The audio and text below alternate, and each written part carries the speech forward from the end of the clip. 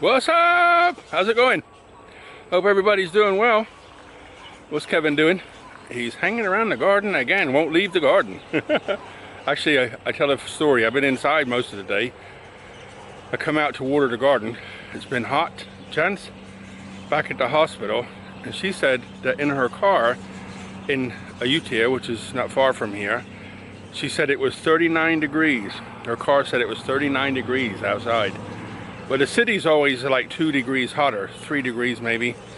But according to my outdoor temperature gauge, which is digital, it takes it inside, the radio thing, it said 34.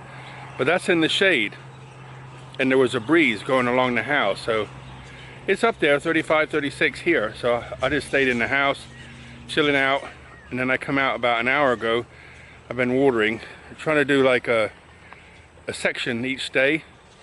So I did this one over here, you know, making sure all the thinner plants get water. But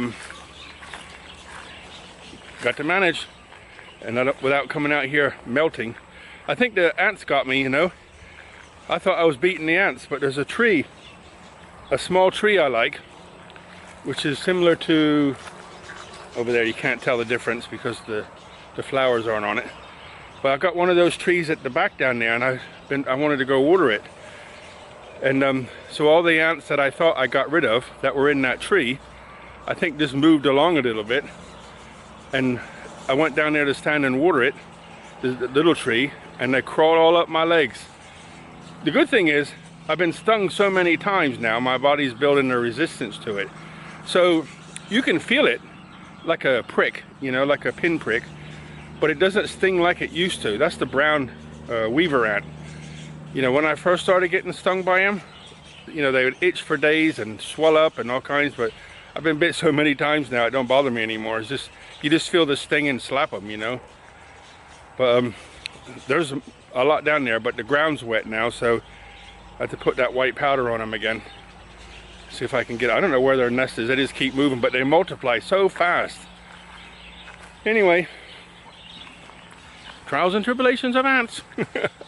I'm going to cut the grass now, just a little bit. I'll show you. Sugar's here. So I cut all this already a couple days ago, and then down the hill over there, and then I got all this left. It's just growing like wildfire. So, well, I haven't cut that since the rain. So what I'm going to do is get the strimmer out and cut this section here, and then walk up this hill. And then just tidy up in this corner here. So that should take me about 30 minutes or so, I think. As soon as I come out and Sugar sees me hanging around her table, what happens? I have to stop and fuss with Sugar for a little while. Then like, that's my job this time of day. Correct or correct? Take care of Sugar. Love Sugar.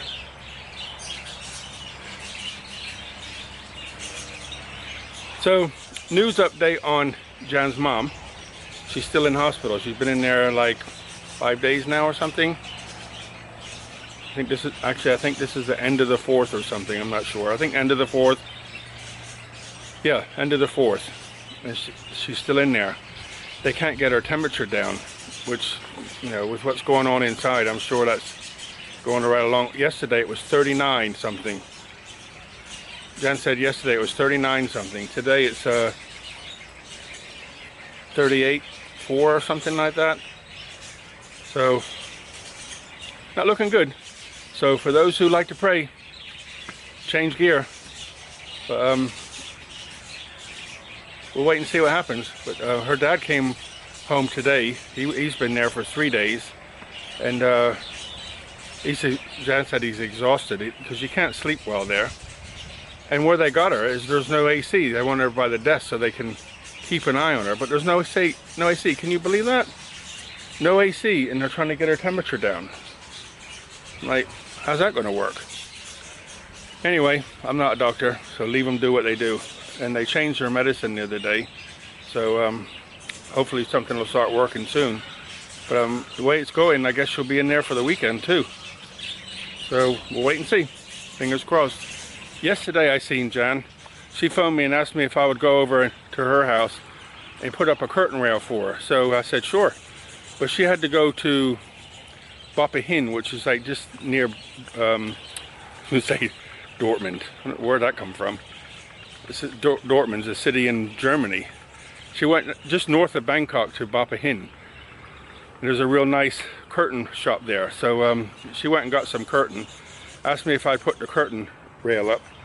So I said, yeah, I would. So I put my, battery drill in the truck. And I said I'd wait for her at the mall, because they have the Texas chicken in there, and they have a wrap, which I really, really enjoy. Chicken veggie wrap. So I really enjoy that. So I went there. I parked my truck, because we both park in roughly the same area. I parked my truck and I was walking towards the door to go in the underground parking, and Jan's parked at the same time. So that was perfect timing. Walked in together, went to get some food, got a few things, and then went to her house and put the curtain rail up for her. She's like tired because she's been, cleaning and taking care of this and running around doing this. So it was nice. At least we had a couple minutes where we could sit and chat and catch up, see what she's up to. But she, today she's at the hospital, so we'll see what happens in the next few days. Her dad was with her, like I said, but with mom, but he was like really, really run down, because you can't sleep there very well, if you're like just there to help. So he exhausted, so he came home. And this morning Jan went to the hospital, so I guess he's slept all day. Woohoo! Smiling. Your ma. He's sad. Sad. Shy. Hey. Shy. He's sad. Ooh.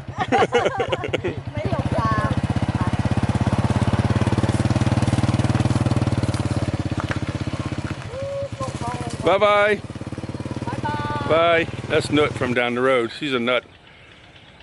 She has a coffee shop, and she bakes cupcakes, small cakes, things like that.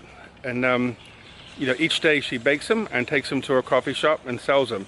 But on quiet days, when she has stuff left over, often she'll come here and give it to me. But last night I wasn't here, so her son lined me, right, texted me, right, in line, and said, Mom gave you a gift. So, okay. So when I got home late, hanging on the door was a container of banana and walnut cupcakes. No dressing, no like sticky stuff on them, just a banana cake. Really nice, tasty. So I looked at the security camera, and she, this is the funny part, I was just talking to her about it. She runs in, right? In Thailand, you're not supposed to go in somebody else's garden unless you're invited, but she knows she can just come do what she wants. She can just walk in. So she walks in, hangs them on the door, and you could see her walk in and hang it on the door in the camera. And then she's like running back out to get her scooter, which is on the road. She turns around, looks at the camera, puts her both hands in the air, and like does a little jig, turns around and runs back out. So I just said to her about it. She laughed. I think the children are her brother's grandchildren or something. Can't remember. Anyway, funny.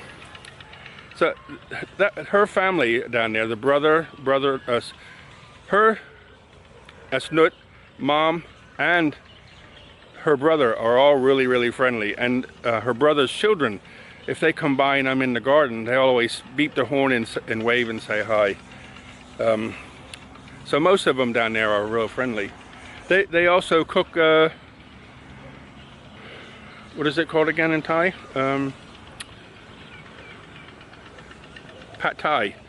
On Saturdays and Sundays they have a little restaurant, only for the weekend. And they open it up and cook Pad Thai. So often when Jan comes on the weekend at like lunchtime, she'll just come in from the other end and pick it up on the way by. And Granddad always makes us a cup of tea, cold tea, iced tea, Thai iced tea, and so we have that, and it's so big. It's like 50 baht, so it's just over a pound, but it's so big we can share it, and it's got shrimp in it and everything. So, but I always let Jan have all the shrimp. I'm not really into seafood at all, but I'll eat whitefish. That's about it.